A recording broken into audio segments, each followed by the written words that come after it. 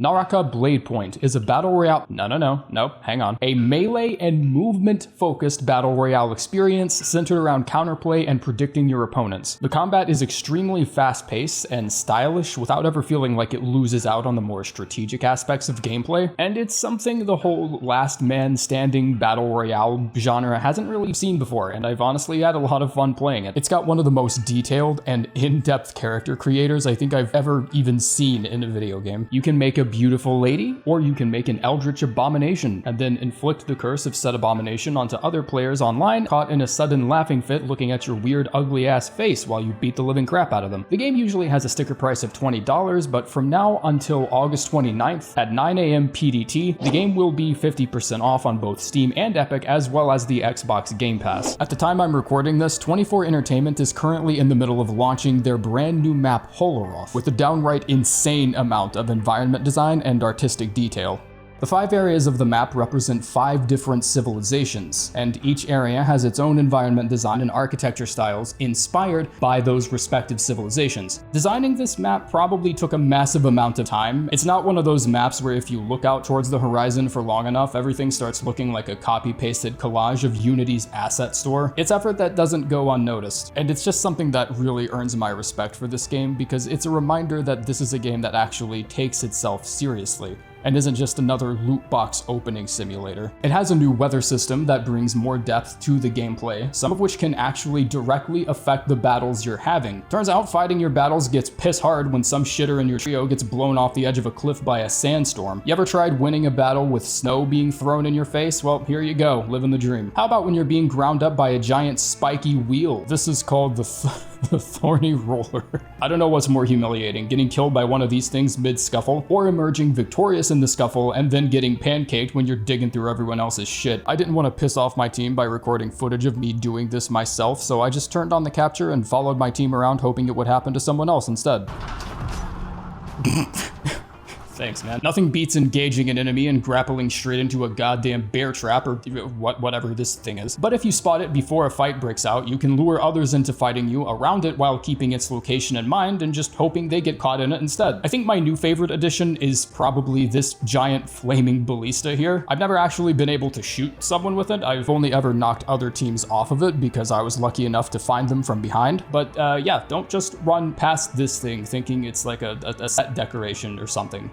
You can actually use this and kill things with it. One of the greatest features about Holoroth that other players have pointed out is the amount of verticality that comes with exploring the map. You have a special grappling hook ability, a la Sekiro, that allows you to quickly take high ground and scale buildings and other structures. And that mechanic is extremely important to nail right out of the gate because this is a very conspicuous maneuver and bullets and arrows will be flying at you during. But if swinging yourself across rooftops doesn't sound appealing, you can also just lodge it into someone's cranium and pull yourself towards them with a leaping attack.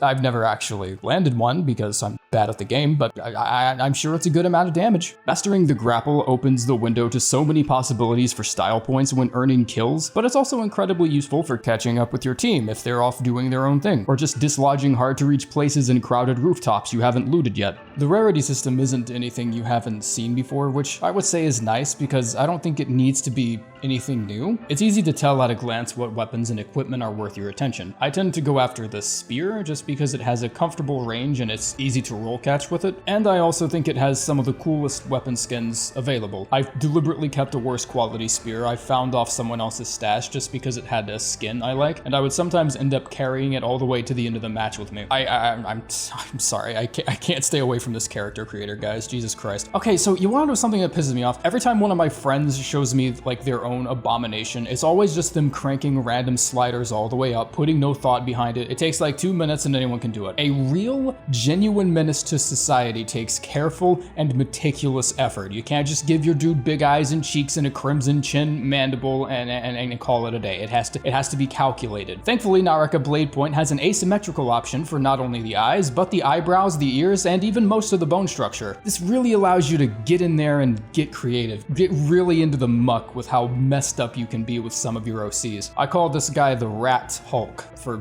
obvious reasons. I would imagine him like snarling in between sentences to sell his animal hybrid likeness, but there's not an in-game feature for that, so I guess I'll just have to edit them in myself. Okay, so now that I've demonstrated my ass suckage in PvP modes, I'm gonna move on to the main thing that pretty much just sold this game for me. This is Showdown, a strictly PvE campaign mode that was just added earlier this month, in fact. It pits you against massive hordes of monsters and demons with its very own boss fights, unique character skills you don't see in other modes that help you have more of a fighting chance against the onslaught, and there's no comma after that, so the end of this sentence is gonna sound awkward as fuck, and I hate it. Showdown mode currently has 2 stages, Eventide Ember and Omnious Descent, and 4 difficulty modes to choose from, being normal, hard, Night Scream, and Legend. I don't know what the shit Night Scream is, but it sounds like it's gonna kick my ass cheeks out through my teeth, so we're just gonna put on the good old hard mode. The high health pools of some of the heavier mobs encourage your team to work together and launch attacks all at once, so your enemies can get staggered easier. Healing takes just long enough for it to be unsafe mid-combat, so another person on your team might help by distracting some of the mobs and getting them off of you. And that's nice, because if people are stubborn for whatever reason and just don't feel like playing a support character, there are still ways the game gives you to heal and repair your armor by yourself. I tend to pick Kurumi a lot just because I never want our team to be without proper heals, and her ultimate is basically a giant fuck you force field that heals your entire team within 2 seconds if they stand even remotely close to it. I generally tend to hold on to my ult until the boss battle at the very end of the stage, so everyone can start off the final encounter with a fresh bar of health, but every character's ultimate also comes with some unlockable variants, adding an extra dimension of gameplay to the standard press ult to win philosophy. Kurumi's Sacred Circle has variants that can either rapidly heal allies, or it can give your team a massive defense boost if you prefer most of your heals come from your standard ability. And do you want to know what's really great about this mode? If you're like me and you heard words like support and teamwork and had to fight a knee-jerk reaction to vomit all over your brand new keyboard, there's also a duo option, and if you're an antisocial hermit and the thought of any aspect of PvP triggers a primal instinct of fear and existentialism brought on by the horrible inevitability that you're constantly at the mercy of other people's incompetence, they have a solo mode for you babes too. Each mode has its own different challenges and playstyles and expectations that come with it. Playing trios, for example, enforces more of a team dynamic sort of experience where each character is likely going to be fulfilling a specific role. Playing duos encourages seamless communication amongst your other half and is likely best experienced with the skilled comrade of yours that's also bored on a Friday night with nothing else to do. And playing solo is just for anime protagonist types who always want to be the star of the show. Leveling up characters can unlock new abilities exclusive to Showdown mode, increase vitality, allowing you to take on harder difficulties, and completing campaign runs still gives you rewards that you can turn around and use in PvP modes, turning it into a really nice loop of dopamine. In early games, you are able to revive yourself at soul altars placed generously across maps, so dying in early games isn't too big of a deal. I mean, you should still probably not do that, but if you do, you have that option available. Right now, this mode is only available on weekends currently, but I do expect that to change as they've been very vocal about adding more content over time. This is one of those weird circumstances where I have to be reminded I'm playing a Battle Royale game, because it genuinely doesn't feel like one the way it's set up. The game already has one of the most dedicated player bases I've ever seen, and the melee-focused gameplay that allows for parries and counterplay means it probably has some good overlap with the games I usually cover. And apparently 24 Entertainment knows this too, because they wanted me to have a nice little giveaway. Underneath the pinned comment on this video, you can leave some input on what you've liked about the game so far if you've played it. The most liked reply to the pinned comment in 3 days gets a $50 Amazon gift card. I'll tag the event winner in exactly 72 hours from when this video goes public.